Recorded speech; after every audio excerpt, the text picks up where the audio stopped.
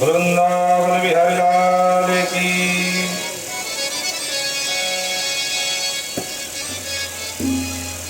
कल हम आप सबने बड़ी सुंदर कथा मधुकैटभ का वध, माँ भगवती की कृपा, जिसका फलस्वरूप ये हुआ कि भगवान श्री हरि विष्णु उन दोनों दैत्यों का वध करने में सामर्थ हुए। इन सब कथाओं से हमें एक शिक्षा मिलती है। देखो, परम स्वतंत्र कोई नहीं है, एक दूसरे के सब अधीनस्थ हैं। अपने से श्रेष्ठ की सबको आवश्यकता है। अच्छा देखो, जिस घर में मुखिया नहीं होता ना, तो घर नहीं होता। अगर कोई सही मार्ग बताने वाला नहीं है तो उस घर की स्थिति आप यही समझ लो कि आगे नाक न पीछे, पुरानी कहावत। अब जो करना है सो करो। देखो, युवक के पास शक्ति तो होती है, बल तो होता है, पर विवेक नहीं होता। बोलो राधे राधे। एक गांव में आग लग गई। अब आग लगी तो महाराज सब भगे, दो नहीं भगे। एक था पैर से विकलांग, एक था आंख से अंधा।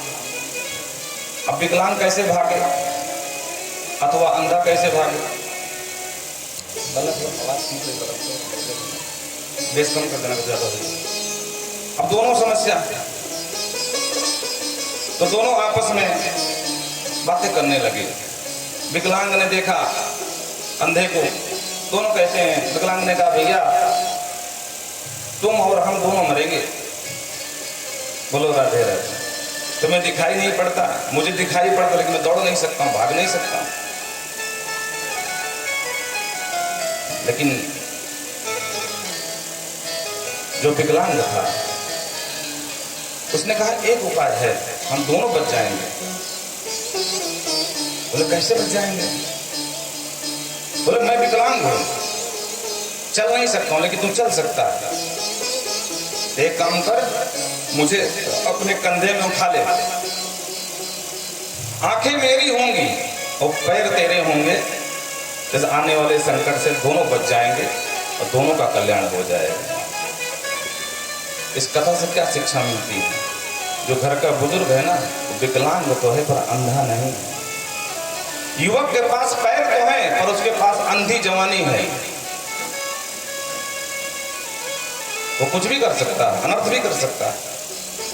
इसलिए हमारे यहाँ सूत्र कहता है, अभिवादनशीलस्य नित्यम वृद्धोपि सेविना ते चत्वारि वर्धन्ते आयुर्विद्या यशो बलम।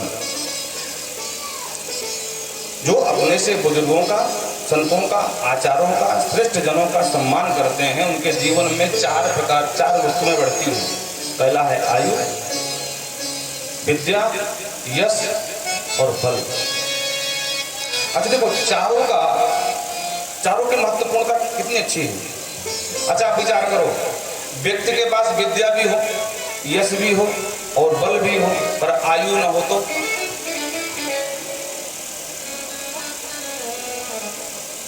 भाई तीन तो है, विद्या भी है, यश भी है, बल भी है, पर आयु नहीं है। तो आप बताओ, क्या ये तीनों किसी मतलब के हैं?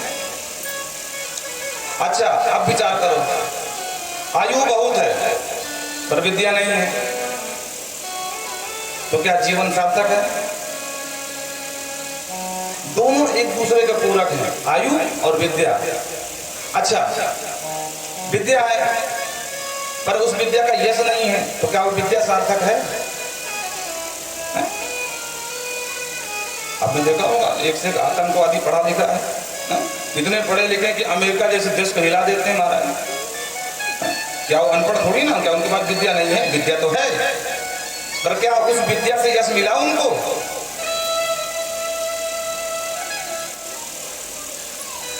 विद्या का तात्पर्य क्या है? बोले विद्या का तात्पर्य यह है कि स्वयं सदमार्ग पर चले और अपने से जो पीछे वाले हैं और समाज को भी मार्गदर्शन देता हुआ जाए, वो विद्या सार्थक है। शक्ति विनाश के लिए नहीं है, शक्ति सहायता के लिए है। दीन हो, हीन हो, गरीब हो, कोई शरण में आ गया हो, शरणापन्न हो गया हो, तो आप उसकी सहायता करिए अगर शक्तिवान है। विद्या है तो लोगों को नया मार्ग दिखाइए, इन कर्तव्य विमूढ़ता से बाहर निकालिए। तो विद्या के बाद क्या लगाया? यश। ऐसी विद्या हो जिससे यश मिले। देखो गुरु दोनों गुरु हैं। एक गुरु वो है जो एक युवक को, बच्चे को, छात्र को, विद्यार्थी को जगत कल्याण के लिए, समाज कल्याण के लिए विद्या शिक्षा दान करता है।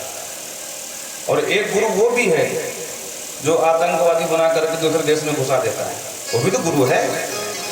दोनों शिक्षा दे रहे हैं, पर एक की शिक्षा जगत कल्याणकारी है, यश देने वाली है, और एक की विद्या जगत का विध्वंस कराने वाली है और अपयश देने वाली है। आप लोग बड़े ध्यान से सुनिएगा, कथाएं तो खूब चलती हैं, बहती रहती हैं। बहे सत्संग की गंगा, चलो चलकर नहाया है। बोलो राधे राधे। भारत भूमि है, एक से विद्वान पढ़े यहाँ तो ये मान लें कि हम पूर्ण हो गए तो महामूर्ख हो। लेकिन गुरु प्रसाद से जो मिला, प्रयास पूरा है कि आपको सब कुछ खिलाने की कोशिश। तो तीनों का देखो समायोजन कैसा है? आयु, विद्या, यशो, बल। अच्छा, तीन हो पर निर्बल हो, हल्का सा हवा का झोंका आया, श्रीमान जी उड़ गए राम। ये आगे कौन करना पड़ा? राम पर क्या कहते हैं? रामो, हाँ, अब वहां उड़ के लगा तो उसकी विद्या किस काम की, उसकी आयु किस काम की? अच्छा, ये तो विनोद में कह रहे हैं। बल का तात्पर्य क्या है? आत्मबल से है। आपके पास ज्ञान खूब है, आपको पता है कि देश में संकट है, मुझे इस समय एक जगत कल्याण के लिए, समाज कल्याण के, राष्ट्र हित के लिए ऐसी कोई योजना लेनी चाहिए, ऐसा कोई निर्माण करना चाहिए जिसे जगत का कल्याण हो। लेकिन अपनी विद्या पर विश्वास ही नहीं है, आत्मबल डगमगा रहा है, भगवान कहीं गलत न हो जाए। तो न तो ऐसी आयु का कोई मतलब है, न ऐसी विद्या का कोई मतलब है, और यश का कोई मतलब ही नहीं। काहे का यश मिलेगा तुमको? आत्मबल कहां से आता है पता है? आत्मबल आता है अपनों से बड़ों के साथ रहने से। बोलो राधे राधे। देखा होगा आपने, बच्चा बचपन में कितना भयाक्रांत रहता है, छोटा सा जानवर देख लेगा तो दो लाठी दूर से निकल के जाएगा है? और अगर पिता के संग होगा तो धीरे धीरे वो देखता रहता है कि नहीं, ये बच्चों को तो डर है, लेकिन जो बड़े हो उनको डर इनसे नहीं है। आत्मबल अपने से श्रेष्ठ के साथ आता है। संकट के समय हमें क्या करना चाहिए, ये हमें कौन सिखाएगा? ये हमें श्रेष्ठ सिखाएंगे, हमारे जो बड़े हैं, वृद्ध जन हैं, हमारे जो गुरुजन हैं, आचार्य जन, वो हमको सिखाएंगे। जब भी संकट आए तो अपनों से बड़ों का जो इतिहास है ना, उसका चिंतन करना चाहिए। उस समय उन्होंने क्या किया था? बोलो राधे राधे। जब देश में कोई अकाल अकस्मात कोई हमला कर देता है, देश संकट में आ जाता है ना, तो जो बड़े बड़े अधिकारी हैं उनको मंत्रालय के लिए बैठाया जाता है कि अब योजना कैसी बनाई जाए। भाई सैनिक तो लड़ सकते हैं पर योजना नहीं बना सकते हैं। योजना कौन बनाता है? जो बड़े बड़े अधिकारी हैं, कर्नल हैं, जनरल हैं, वो बनाते हैं योजना। उनको कैसे जीतना है। बोलो राधे राधे। अरे हम शिक्षा लेना चाहें तो कहीं से ले सकते हैं, कहीं से भी हमें ज्ञान मिल सकता है। बोलो राधे राधे। लेकिन लेने की हमारी संलग्नता तो होनी चाहिए। नहीं, ये कर्नलों को क्या हो सकता है भाई, जो बड़े बड़े पदाधिकारी को क्या हो सकता है? किस दिन के लिए सरकार खिला रही है? छुट्टी कर दे फिर। ये इसी दिन के लिए वहां रखे जाते हैं कि जब कोई आपत्ति विपत्ति राष्ट्र के ऊपर पड़े तो आप अपनी बौद्धिक क्षमता से योजना बनाएं कि कैसे जीतना है, शत्रु को कैसे परास्त करना है। आप सबने इतिहास पढ़ा होगा, पाकिस्तान के 2 खंड हुआ करते थे, पूर्वी और पश्चिमी। देवी इंदिरा ने, उस समय के प्रधानमंत्री ने, 2 को एक खंड बदल कर दिया, एक खंड चला गया बांग्लादेश। तो क्या इतना आसान था? नहीं, इतना आसान नहीं था। बल ही होना पर्याप्त नहीं है, बल के साथ साथ बौद्धिक बल भी होना चाहिए। तो जो अपने से श्रेष्ठ हैं उनके साथ जब रहोगे तो उनसे कुछ सीखने का मिलता है। आज ये तबला बजा रहे हैं, या बिना किसी गुरु के संरक्षण में बजा रहे हैं, या हम कथा कर रहे हैं, या बिना किसी गुरु के संरक्षण में। अपने से बड़ों का इसीलिए हमेशा सम्मान करिए। बोलो राधे राधे। कहते हैं ऋषियों, एक समय की बात, ब्रह्मलोक में एक दिन अचानक ब्रह्मा जी को देख करके उर्वशी अप्सरा हंस पड़ी। ब्रह्मा जी को यह व्यवहार बिल्कुल नहीं अच्छा लगा। अरे विधाता है भाई, ये हमको देख के क्यों हंस रही है? तो डांटा, क्यों हंस रही हो? तो उन्होंने कुछ उत्तर भी नहीं दिया, तो और क्रोध आया। अच्छा देखो, अगर कोई क्रोध में हो, तुमसे कुछ पूछे, उसका जवाब ना दो तो फिर और क्रोध आता है। तो ब्रह्मा जी ने श्राप दे दिया कि जाओ, तुमको श्राप देते हैं कि जाकर पृथ्वी लोक में कुछ दिन मनुष्य बनकर घूमो, तब तुम्हें पता चलेगा। अब हुआ भी यही, ब्रह्मा जी का श्राप लगा। अब ये बेचारी परेशान, ब्रह्मा साप ही तप्ता सा मानुषम लोक मास्ता। विधाता श्राप दे दिया, मेरा उद्धार कब होगा? ब्रह्मा जी ने युक्ति बताई, बोले इस युक्ति से तुम्हारा उपाय होगा। ठीक है विधाता, किसके पास रहना? बोले ये तुम ढूंढ लो। तो उस समय के महाराज पुरु, कल आपने सुना होगा, महाराज ययाति के 5वें पुत्र, सबसे छोटे पुरु, बड़े प्रतापी महाराज हुए। पुरु का नाम सुना इसने। वशी वशी भूता चक में तम नराधिपम गुणिनम तम नकम मत्वा वारया मान मानसी। कितने प्रतापी महाराज हुए कि इनकी जय जयकार यहाँ से सुरलोक तक होने लगी। उर्वशी के कान में बात पहुंची, बोले यही मेरे पर्याप्त पति हैं, इन्हीं का वर्णन करती हूँ। तो इसी मनुष्य लोक में आई और महाराज पुरु से याचना करने लगी, हे नरश्रेष्ठ महाराज, हम आपका वर्णन करना चाहते हैं और आप हमें स्वीकार कर लीजिए, आप मेरे पति बन जाइए। उर्वशी को देखकर महाराज पुरु भी आकर्षित हो गए, और इतना आकर्षित हो गए कि एक बार में पट्ट से हाँ बोल दिए। ठीक है देवी। देखो भाई, काम क्रोध मद लोभ है, इनका कोई भरोसा नहीं है, कब किसको अपने पास में जकड़ ले, कोई भरोसा नहीं है। कितनी सुरक्षा के बीच में बैंकों में धन रखा होता है, पर कब कौन लुटेरा करके आक्रमण करके लूट ले जाए, ये कुछ भी कहा नहीं जा सकता। चाहे तुम जितने सीसीटीवी कैमरा लगवा दो, चाहे जितनी बड़ी सिक्योरिटी बढ़ा दो, कुछ भी संभव कहना नहीं है, कभी भी हमला हो सकता है। बोलो राधे राधे। या तो चोर नष्ट हो जाए तो भी सिक्योरिटी की कोई आवश्यकता ही नहीं है, पर चोर नष्ट हो जाए ऐसा संभव भी नहीं है। क्यों? क्योंकि जड़ चेतन गुण दो समय और विश्व की न करतार। देखो ये बिल्कुल समय एकदम फिट है। 10 मिनट बोलेंगे, लाइट चली गई। अरे ओम नमो भगवते वासुदेवाय।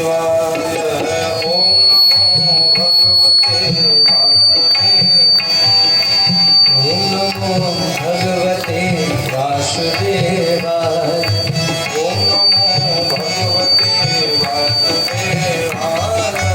ओम नमो भगवते वासुदेवाय। वासुदेवाय हरि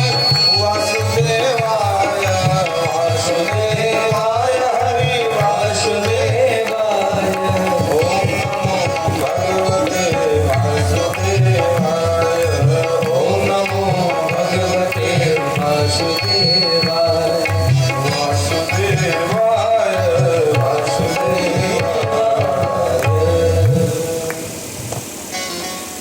वृंदावन बिहारी लाल की जय।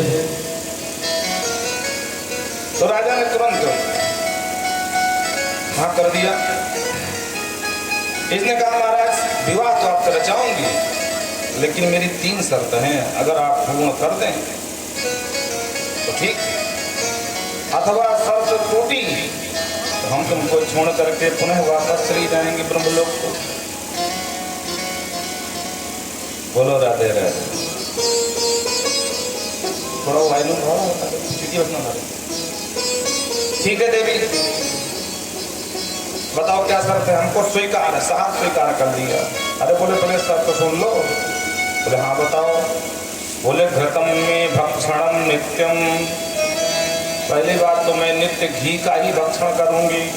हाँ, घी के अलावा खबरदार अगर कह दिया रोटी खा लो। हाँ। और दूसरी शर्त क्या है? मेरे पास भेड़ के 2 बच्चे हैं, पुत्र की तरह इसका उनका पालन करना होगा। अगर ये भेड़ के बच्चे गायब हुए तो हम भी गायब। ठीक देवी। और तीसरी जो सबसे बड़ी शर्त रखी, कहते हैं यदि भगनो भविष्यति राजन भाषा बंधवस्चा, सहवास के समय ही आप हमें निर्वस्त्र अवस्था में दिखाई पड़े, अन्यथा कदाचित कहीं अगर आपको हमने नग्न अवस्था में देख लिया तो समझ लीजिए उसी दिन आपका परित्याग कर दूंगी। ये 3 शर्तें हैं। महाराज बोलने का कोई बात नहीं देवी, आपकी सारी शर्त हम स्वीकार करते हैं। और इस तरह से महाराज उर्वशी के प्रेम जाल में फंस गए, और इतना फंस गए कि महाराज उर्वशी के अगर थोड़ा सा भी आंखों से ओझल हो जाए उर्वशी तो महाराज बेवल हो जाए। राज का काम काज भी धीरे धीरे ठप होने लगा। मंत्रीगण परेशान। अब उन्हीं के कक्ष में हमेशा अंदर मंत्री लोग बाहर दरवाजे पर खड़े हैं। महाराज कब निकले तो कब एक राजनीतिक वार्तालाप करने बता दे महाराज ये अवस्था है, अथवा अमुक जगह का पुल टूट गया महाराज थोड़ा देर पास कर दो, साइन कर दो। पर महाराज बाहर नहीं आते तो क्या हो? बोलो राधे राधे। परेशान हो गए सब लोग। कहते हैं उर्वशी के साथ रहते रहते महाराज को बहुत दिन हो गए। एक चित्तस्तु संजातस्तन मनस्को महीपतः, कहते हैं 100 वर्ष के ऊपर का समय निकल गया। बोलो राधे राधे। पर महाराज उर्वशी के प्रेम जाल से बाहर नहीं कर पाए। एक दिन इंद्र ने देखा दरबार में तो उर्वशी के बगैर बेचारे वो भी अब ब्रह्म का साथ लगा तो मजबूर थे। उन्होंने कहा बहुत दिन हो गए और उर्वशी के लाने का प्रबंध करो भाई, क्योंकि इंद्र की प्रमुख अप्सराएं हैं रंबादिक उर्वशी मेनका। तो गंधर्वों का आदेश दिया, बोले जाओ और चोर बन करके भेड़ के बच्चे चुरा लो। बोलो राधे राधे। उर्वशी आगतां दृष्ट्वा गंधर्वानादेवराट, गंधर्वों ने आदेश का पालन किया राजा के और चुपचाप रात में आए और भेड़ के बच्चों को चुरा लिए। बोलो जय श्री राम। और जैसे ही भेड़ के बच्चे भगे तो उन्होंने रोना शुरू कर दिया। और वो आवाज पड़ी उर्वशी के कान, डांटते हुए बोली, कुपितवाद राजान समायो कृतो मयि, अरे पुत्र के समान मेरे पालतू ये भेड़, और तुम उनकी रक्षा नहीं कर सके तो मेरी क्या रक्षा करो? देखो कोई ले जा रहा है। रात्रि का समय था महाराज, और उसी समय महाराज जल्दबाजी में भागे तो निर्वस्त्र अवस्था, और देवराज ने छल करके उसी समय कहते हैं विद्युत बहुत तेज चमकी। विद्युत प्रकाशिता तत्र गंधर्वे न प्रकाशिता, और विद्युत के प्रकाश से उर्वशी ने राजा को अवस्था में भी देख लिया जिसके लिए उसने प्रतिज्ञा की। भेड़ के बच्चे भी चले गए। कहते उसी वक्त गदासा वरवरणी, उर्वशी यहाँ छोड़ करके महाराज गुरु को चली गई ब्रह्मलोक। राजा परेशान हो गए, लगे चिल्लाने, रोने लगे, देवी रुक जाओ, देवी रुक जाओ। उर्वशी आगे आगे, देवी पीछे पीछे। वो कहते हैं कुरुक्षेत्र की पावन भूमि में उर्वशी को पीछा करते करते उर्वशी के पास पहुंच गए। बहुत मनाया, देवी तुम्हारे बगैर मेरा जीवन व्यर्थ हो जाएगा।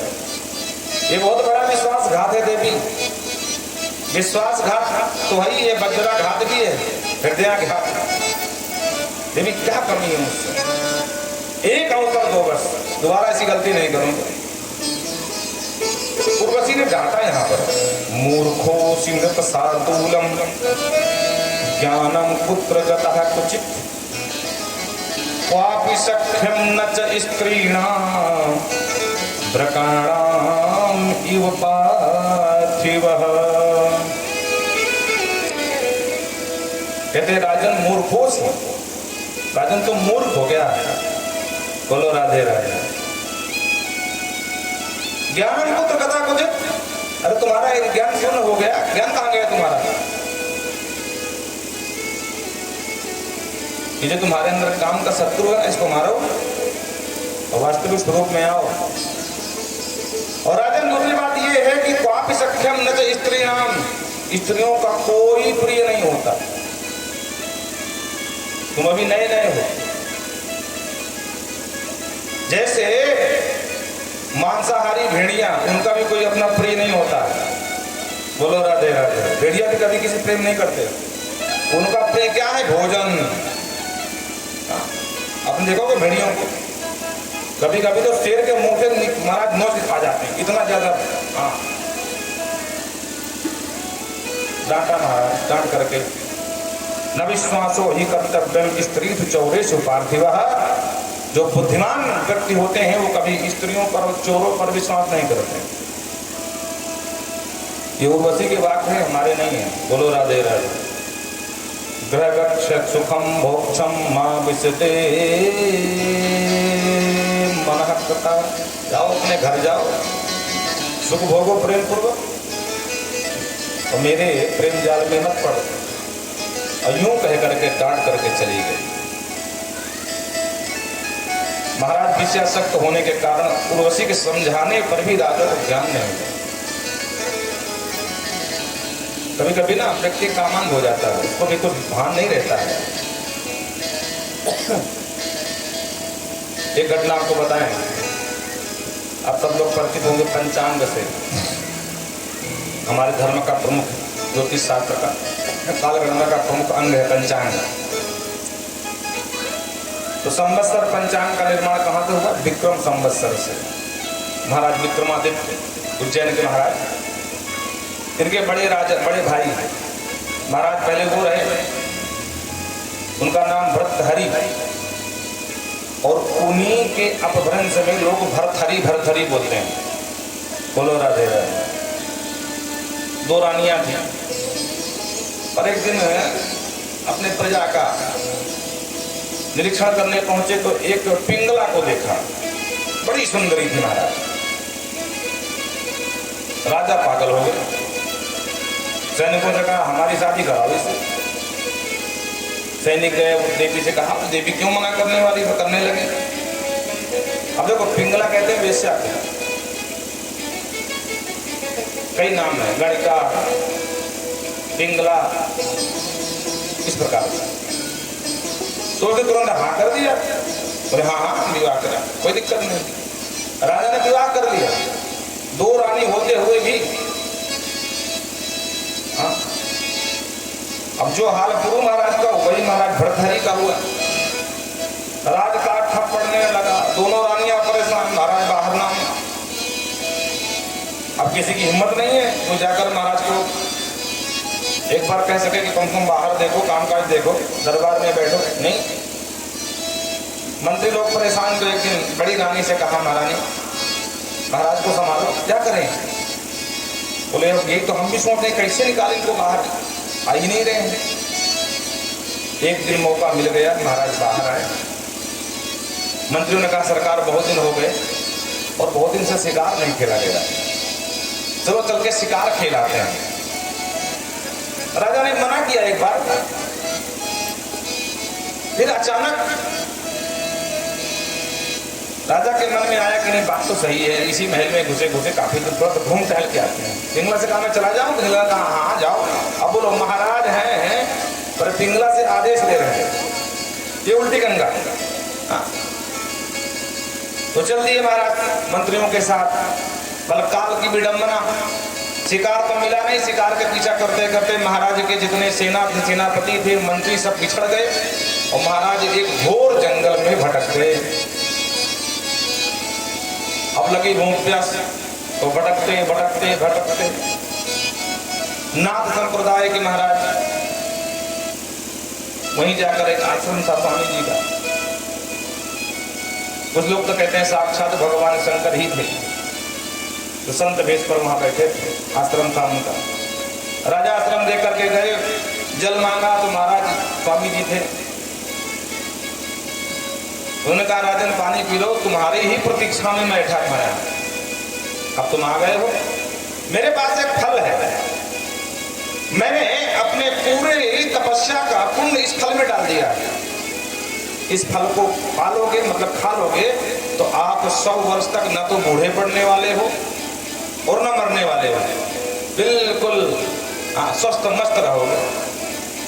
राजा ने कहा अहो भाग्य सरकार, आपने मुझ जैसे तुच्छ के लिए इतना सोचा। बोले नहीं, आपकी बहुत आवश्यकता है समाज को, आप राजा हो इसलिए फल को पालो। महाराज अभी तो नहीं पाऊंगा, लेकिन घर में जाके पालूंगा। स्वामी जी ने कहा नाथ संप्रदाय से ठीक है पा लेना, भूलना मत, भूलना ना। और लेकर के फल चल दिए। रास्ते में सोचे अरे राम राम, मैं फल पालूंगा, 100 साल तक तो मरूंगा भी नहीं, बुढ़ा भी नहीं हो, शक्ति भी हीन नहीं हो, और मेरी पिंगला बेचारी बुढ़ी हो जाएगी, क्या मतलब पिंगला को खिलाऊंगा। बिल्कुल सत्य घटना है, एक कलयुग की घटना है। 5000 वर्ष बीते, ज्यादा नहीं बीते, बोलो राधे राधे। और उन्होंने वैराग्य शतकम में, जिसको वैराग्य न होता हो, स्त्री पुत्र बच्चों से प्रेम मोह में फंसे हो, वो वैराग्य शतक को पढ़ लेना। 100 श्लोक हैं उनके द्वारा लिखे गए, भर्तहरि के द्वारा। घुस गए और सीधे पिंगला के महल में घुसे। देखो देवी, मैंने सुंदर एक फल तुम्हारे लिए लाया है। पिंगला ने कहा इसमें कौन सी विशेषता है?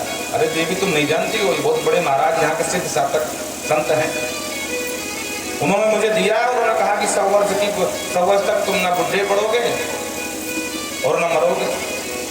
देवी मैंने सोचा कि अगर मैं पालूंगा तुम बुढ़ी हो गई तो क्या मतलब जीवन का, मैं चला जाऊं तुमको बस इसी तरह देखता हुआ। बोलो राधे राधे। हाँ स्थिति ये हो गई कि तेरे चेहरे से नजर नहीं हटती, नजारे हम क्या देखें देवी, तो इसलिए फल तुम पालो। देवी ने कहा बिल्कुल आओ हम पाले। अब विडंबना ये हो गई कि जो शहर कोतवाल था नगर का, उज्जैन का, वो पहले से विवाह के पहले से उससे प्रेम करती थी महाराज पिंगला। तो उसने सोचा कि अगर मैं पालूंगी, मेरा प्रेमी बुढ़ा हो गया या मर गया तो क्या मतलब मैं जिंदा बैठी रहूंगा। वो तो धन के लिए ऐश्वर्य के राजा से विवाह कर लिया था, बाकी प्रेम तो नगर के कोतवाल से था। तो रानी ने ले तो लिया और खाया नहीं, और रात में चुपचाप नगर से निकली बाहर और नगर कोतवाल को पकड़ा दिया। बोले देखो ये ऐसा सा है और इसको तुम पा लेना, ध्यान से बना। बोले हाँ तुम जाओ। अब रानी लौट आई। नगर कोतवाल जब इसका विवाह हो गया तो उसका प्रेम एक दूसरी वेश्या से हो गया। उसने सोचा कि अगर मैंने फल पाया और मैं इसे बना रहा, अमरनाथ बन के बैठा रहा, और मेरी वो देवी बुढ़ी हो गई या मर गई तो मैं किसके सहारे जीऊंगा। इससे अच्छा कि ये फल मैं उस वेश्या को, जिससे नया नया प्रेम, उसको खिला देना। तो चुपचाप रात में गया और वेश्या से वेश्या को दे दिया। उसने वेश्या ने फल तो दे दिया, लेकिन फिर विचार किया कि देखो पता नहीं कौन सा कुकर में किया था पूर्व जन्म में, जो वेश्या बन के जन्म लिया। अगर मैंने फल पा लिया तो कम से कम 100 साल तो पक्के इस नरक में फंसे रहना है। इससे अच्छा फल नहीं पाना मुझे, यहाँ के जो महाराज है ना वो बड़े अच्छे हैं और समाज कल्याण के लिए महाराज की आवश्यकता भी है। क्यों ना ये फल महाराज को दे दूं और इसकी विशेषता बता दूंगी तो कुछ इनाम मिल जाएगा। और हमें क्या चाहिए? तो सज्जनों, प्रातः काल दूसरे दिन की घटना है। रात में चुपचाप अदला बदली होती रही और दूसरे दिन चुपचाप वो फल लेकर के वेश्या महाराज के दरबार में पहुंच गई। महाराज तो पिंगला के यहाँ थे, दरबार में था नहीं। दरबारियों ने कहा बोलो क्या अर्जी लेके आई हो? बोले नहीं नहीं नहीं, महाराज को ही बताऊंगी, बड़ी विशेष बात है। अब लोग परेशान, बहुत मनाया कि महाराज बाहर। बोले नहीं नहीं, कुछ भी हो जाए, अगर नहीं आए तो बहुत बड़ा अहित हो जाएगा राष्ट्र का। मंत्री लोग गए, बोले महाराज ऐसी ऐसी बात है, एक विषय है, कुछ बताना चाहते हैं, कुछ लाई है आपके लिए। महाराज न चाहते दरबार में आए। बोलो देवी क्या समस्या है? बोले समस्या नहीं महाराज, और ऐसी ऐसी बात है, मुझे एक फल मिला है और मुझे देने वाले ने बताया है कि इसको जो पाएगा वो 100 साल तक जिंदा रहेगा, बिल्कुल अमरनाथ बन के बैठा रहेगा। तो मैंने सोचा कि मैं ये अदम शरीर से अब इसको क्या हो सकता है, क्यों न अपने महाराज को खिलाऊं। इसको कहते हैं राष्ट्रभक्ति। बोलो राधे राधे। और जो उसने फल दिखाया, महाराज के कान खड़े हो गए कि महाराज लेके आए थे, पहचान गए। महाराज ने कहा देवी वो बात तो सब ठीक, लेकिन पहले तुम ये बताओ कि तुमको ये फल दिया किसने? सच बताना देवी, अगर झूठ बोले तो जिंदा चुनवा देंगे। बेस्सा डर गई, हे भगवान, गए थे हरि भजन को, ओटन लगे कपास, हमने क्या सोचा ये यहाँ क्या हो रहा? बोले क्षमा करें महाराज, मुझे नगर कोतवाल ने दिया है। राजा को लगा हो सकता है नगर कोतवाल को किसी चोर ने चुरा करके दे दिया हो। आदेश दिया जाओ नगर कोतवाल को बंदी बना के लाओ। नगर कोतवाल आया, पूछा, राजा ने एक ही बात कही, कोतवाल सच बोलना, सच बोलोगे तो बच जाओगे, नहीं मारे जाओगे। कोतवाल ने कहा महाराज अपराध क्षमा करें, और ये देवी से मैं प्रेम करता हूँ, इसने मैंने से फल तो दे दिया, लेकिन तुम्हें किसने दिया? बोले महाराज अगर जीवन दान का वचन दे तो मैं बताऊंगा। राजा ने कहा ठीक, बोलना ऐसे नहीं, शपथ खाओ, शपथ खाओ भगवान शिव की, अगर मुझे जीवन दान आपने दिया तब मैं वरदान तो पूरा बताऊंगा, नहीं तो आप मरना तो वैसे भी है, मार डालिए। राजा ने कहा ठीक है, हम भगवान शिव की शपथ खाते हैं, आप बताओ कि फल तुम्हें किसने दिया? नगर कोतवाल ने कहा महाराज आपकी जो छोटी रानी पिंगला है, मैं उसका पूर्व का प्रेमी हूं, और उसी ने रात में चुपचाप मुझे फल दिया। राजा को इतना बड़ा धक्का लगा। राजा ने कहा कि बेशक से कहा कि जो तुमको चाहिए ले लो। नगर कोतवाल से कहा कि ठीक है, तुम्हें जीवन दान तो दे रहे हैं, लेकिन हमारी जहां तक सीमाएं हैं राष्ट्र छोड़ दीजिए, निकल जाए। रानी को विदेश निकाला, कहा बोलो दोनों निकल जाओ यहाँ तुरंत। और उसी दिन से सारा मोह जाल सब छूट गया। अंत में फल को खा लिया और 100 साल तक जीवित रहे, बिल्कुल अमरनाथ बने बैठे रहे। और उन्होंने फिर लिखा है समाधि के समय, ये वैराग्य शतकम, जिसको भी वैराग्य ना होता हो तो प्रेम से, इस लोग के संसद के हिंदी अर्थ में दिया हुआ है, उसको आप लोग पढ़े और वैराग्य आपको जिसे भी ना होता हो। वही लिखते हैं कि भोगो न भुगता वही में भुगता, बड़ा सुंदर श्लोक यहाँ पर दिया हुआ है। कहते हैं भोगो न भुगता वही में भुगता। लोग कहते हैं कि हमने भोगों को भोगा है, पर वो नहीं जानते हैं कि उन्होंने भोगों को नहीं भोगा, अभी तो भोगों ने ही उनको भोग लिया है। लोग कहते हैं महाराज हमने बड़ी शराब पी है। अच्छा बताओ कि लोगों ने शराब को पिया है कि शराब ने लोगों को पिया है? कितने लोगों को तो किडनी फेल हो जाती है महाराज, लीवर खराब हो जाते हैं। अब जरा सोचो किसने किसको पिया है? भोगो न भुगता वही में भुगता, तप्तो न तप्तम वही में वो तपता। तप हमको करना चाहिए, पर हमने तो तप नहीं किया, ऊपर से तप गए। समझ रहे हैं? इस काल के चक्र में, इस माया मोह की नगरी में फंसकर हम ही तप गए। कहते हैं कालो न जातो वही में हो जाता, काल तो ना कहीं आया ना कहीं गया, लेकिन हम काल से चले गए। पहले भी सूर्योदय होता रहा, सूर्यास्त होता रहा, ये दुनिया हंसती खेलती चलती रही, आज भी चल रही है, आगे भी चलती रहेगी, लेकिन हम चले गए। बोलो राधे राधे। कहते हैं हम चले गए। एक संत थे, तो माँ घर में पड़े थे, तो गांव के एक सज्जन प्रभावित हो गए, बोले महाराज आप यहाँ क्यों पड़े हो, और बस्ती में चलो। अरे बोले बस्ती में क्या जाना। अरे बोले महाराज यहाँ आप ना तो आपके पास बिछाने का है, ना कोई तखत आज कोई व्यवस्था है, सुंदर सुंदर जो है वहाँ बिस्तर आज मिल जाएंगे। संत ने कहा नहीं भैया हमको नहीं जाना है। जमीन पर लेट जाते हैं, सिराने हाथ रखते हैं, जमीन पर लेट जाते हैं, सिराने हाथ रखते हैं, हम अपना बुढ़िया बिस्तर तकिया अपने साथ रखते हैं। अरे बोले सरकार वो तो ठीक है, लेकिन कम से कम बस्ती वालों का मिलन हो जाएगा, आपका मेल हो जाएगा। बोले क्या मतलब है, ये मरघट है ना, ये सबसे अच्छा है, आज नहीं तो कल सब बारी बारी यहीं आना है, सबसे मिल लेंगे, जाने की आवश्यकता क्या है। और अजीब बात है, किसी ने कहा है प्यास लगती है तो पनघट की याद आती है, प्यास लगती है तो पनघट की याद आती है, और लज्जा लगती है तो घूंघट की याद आती है, लाज। अजब है जिंदगानी की ये रस्म, जब उम्र ढलती है तो मरघट की याद आती है, कहीं हम मर न जाएं। बोलो राधे राधे। दृष्ट्वा अप्सरा दिवसम कथम जातो महातपा। विह्वल हो गए महाराज गुरु, बहुत समझाया पर नहीं समझे, और कहते हैं इनको समझाने के लिए साक्षात भगवान शिव को आना पड़ा, और जब शिव ने समझाया तब समझ में आया। इस तरह से जो है इस कथा को वृत्तांत को सुनाया। देखो हमको इससे शिक्षा लेनी चाहिए। शिक्षा क्या मिलती है हमको यहाँ से? जीवन हम नर्तन हमें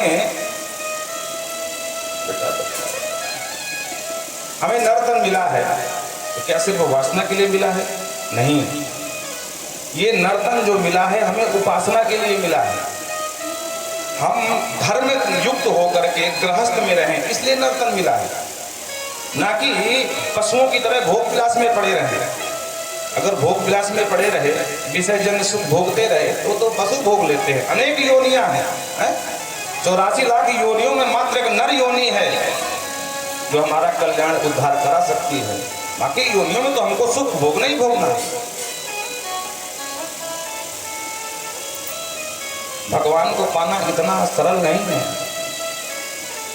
बड़े बड़े संत जो बचपन से घर बार छोड़ देते हैं, वो भी कभी कभी इस भवाटी में भटक जाते हैं, बहक जाते हैं। इतना आसान रास्ता नहीं, बड़ा कठिन है। ये बहुत बड़ी यात्रा है, यहां से लेकर के वहां तक की।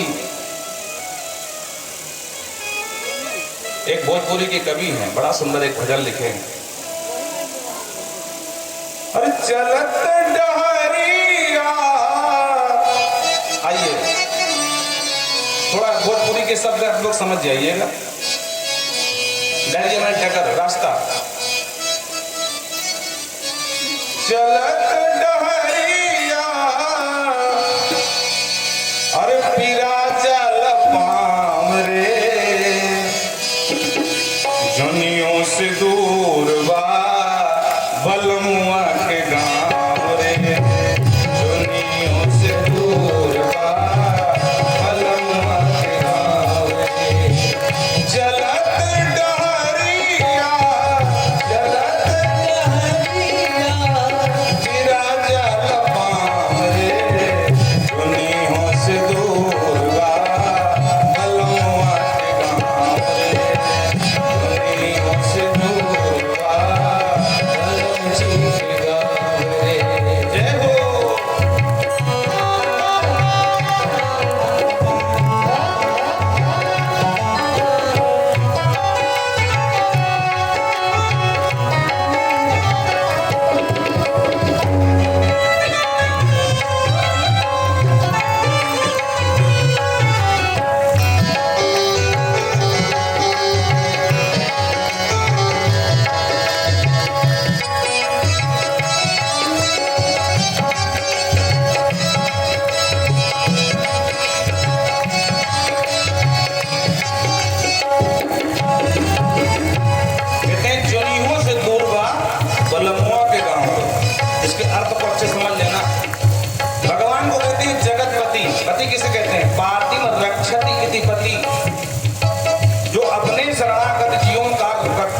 करें, कल्याण करें, उनको नाम है पति।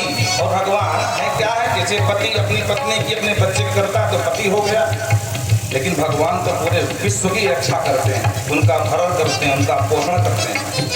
सिर्फ हाड़ मांस के पुतले को पति नहीं कहते हैं भगवान, इसलिए जगत पति है।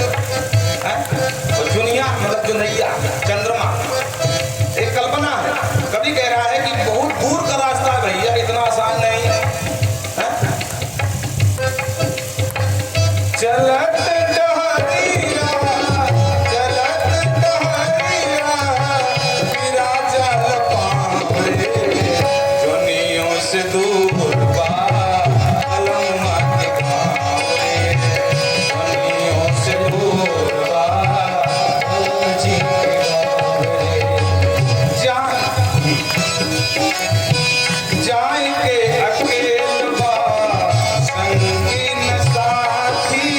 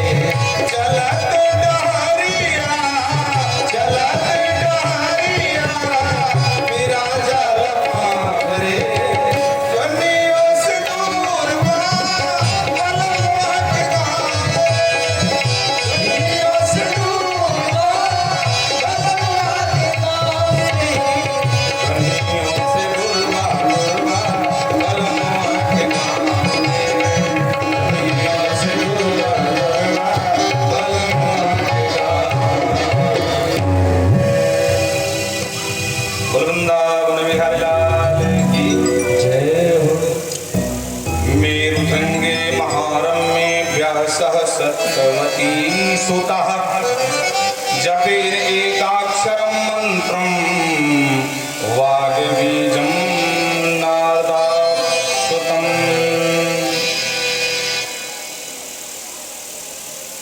देखो एक बात समझ लो, जो श्रीमद् भागवत कथा है, भागवत पुराण, तो सुखदेव जी ने कही है और महाराज परीक्षित ने सुनी है।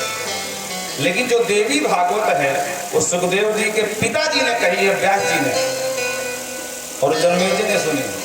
बोलो राधे राधे। इतना ही अंतर है। उस भागवत को कहने वाले कौन? सुखदेव जी, और सुनने वाले परीक्षित। यहाँ उल्टा हो गया। इसको कहने वाले कौन? सुखदेव जी के पिता वेदव्यास, और सुनने वाले कौन? परीक्षित जी के पुत्र जन्मेजय। इस बात को ध्यान रखना। और उस भागवत से और इस भागवत की कथाओं में अंतर भी है। भ्रम न खा जाना, ध्यान से सुनना बस। बोलो राधे राधे। देखो सब ऐसे बैठे हैं, कोई नहीं बोला। बोलो हाँ, ऐसा बोलो तो मालूम पड़े, कम से कम कोई बोला तो सही है? अभी तो नवरात्रि का चौथा ही दिन है, अभी से ये हालत है कि बोलना निकले महाराज है। तभी तो पूरे महाराज 5 दिन पड़े हैं, तब तो रामे राम हो जाए। तो कहते मेरु संगे महारम्य व्यासे सत्यवती सुतः जपन एकाक्षरं मंत्रं वाग्बीजं नारदाच्युतम्। मेरु संगे, मेरु संग माने सुमेर पर्वत पर सत्यवती के पुत्र महाराज कृष्णद्वैपायन वेदव्यास एकाक्षरम मंत्रम, देवी के नवार मंत्र में जो वाग मंत्र है, वाग बीज, कहते हैं ओम ऐं ओम ऐं ओम ऐं, यही है। इसी मंत्र का जप करने लगे। क्यों? क्योंकि वेदव्यास जी ने सोचा कि शक्ति सर्वत्र पूज्येति विचार्य च पुनः पुनः। वेदव्यास जी ने विचार किया कि सर्वत्र शक्ति का ही बंधन है।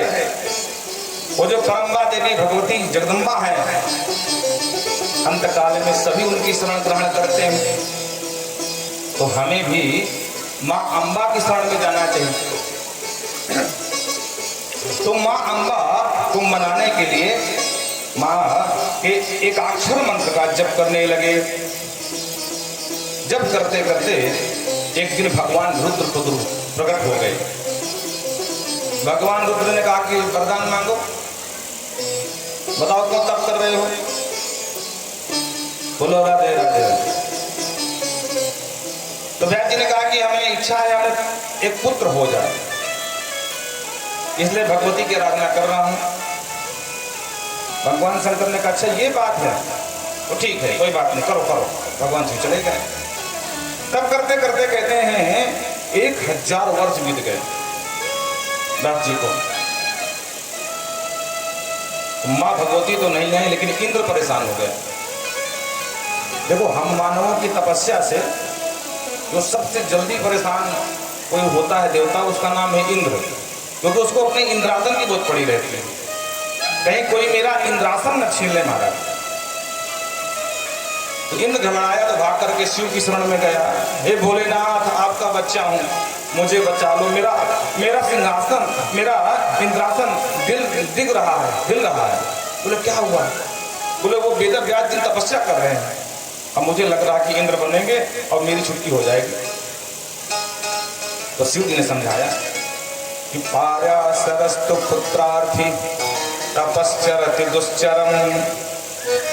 अरे भैया इंद्र, जो पाराशर के मतलब पाराशर पिता का नाम लिया, वेदव्यास जी तपस्या कर रहे हैं सुतस अपने पुत्र प्राप्ति के लिए, इसलिए तुम्हें चिंता कोई बात नहीं है। इसलिए प्रेम से तुम अपने राजकाज को संभालो।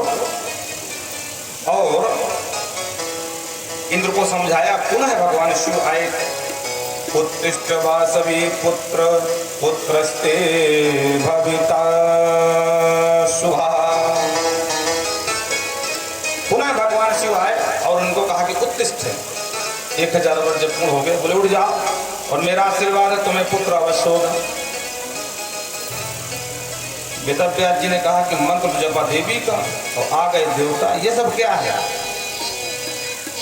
भगवान शिव ने कहा कि देखो हमें देवी में कोई अंतर नहीं है, जिसे राम और सीता में कोई अंतर नहीं है, अर्थ और शब्द में कोई अंतर नहीं है। कहियत भिन्न न भिन्न, बंदों सीता राम पद, जिन्हि परम प्रिय खिन्न। भगवान शिव ने कहा मुझ में और देवी में कोई अंतर नहीं है। अरे हम आया देवी आए, बात एक ही है। तुमको पुत्र चाहिए, तुमको हमने वरदान दिया। और यूं कह करके व्यास जी वो चले गए। व्यास जी पुत्र कामना से तब किए थे, तो समय आया और एक दिन यज्ञ के लिए व्यवस्था कर रहे थे। जैसे ही यज्ञशाला में अरणी मंथन को गए तो एक घृताची नाम की अप्सरा ने ना व्यास जी को देखा और व्यास जी ने उसको देखा, बड़ी सुंदर थी। व्यास जी काम मोहित हो गए। उसने सुकी का रूप ले लिया, सुकी बन गई और कहते हैं अरण्य मंथन करते करते व्यास जी का तेज ही उसे अरण्य मंथन अग्नि कुंड से एक पुत्र के रूप में प्रकट हो गया और जिनका नाम हुआ आगे चल करके सुखदेव। सुकी को देख करके काम उत्तेजना हुई थी, इसलिए नाम ही रख दिया सुखदेव। बोल सुखदेव भगवान की जय। कथा में भिन्नता है, ध्यान से सुनिएगा, परेशान न होइएगा, क्योंकि देखो ये पुराण की मर्यादा है। जो पुराण ने लिखा है कहा है वही हम सुनाएंगे। अब ये नहीं कथा सुनाओगे महाराज शिव पुराण की है, बोले एक कलावती एक लीलावती थी, ऐसा हमारे स्वभाव में नहीं है। जो पुराण करने बैठेंगे उसी कथा आपको सुनाएंगे, उससे थोड़ा भी आगे कुछ नहीं जाएंगे। तो सुखदेव जी का प्रादुर्भाव हो गया और इस तरह से पुत्र पाकर के बहुत खुश हुए, क्योंकि पुत्र के लिए वे सब कर रहे थे। कहते हैं भगवान वेदव्यास जी ने पुत्र का जात संस्कार बहुत अच्छे से किया। इनके जन्म के समय देवताओं ने पुष्प वृष्टि किया, दुर्ग भी बजने लगी महाराज। कमंडलतस्ता दिव्या शुक्रार्थे द्विजोत्तमः। कहते हैं इनके उपनयन के समय, देखो भागवत के अनुसार तो न उपनयन हुआ न जात संस्कार, कुछ नहीं हुए, सीधे निकल गए जंगल को। ये सुखदेव जी यहाँ जन्म हो रहा है, ये सब क्या है? बोले ये संतों ने कहा कि देखो पहली बात तो ये है कि जो परीक्षित को कथा सुनाए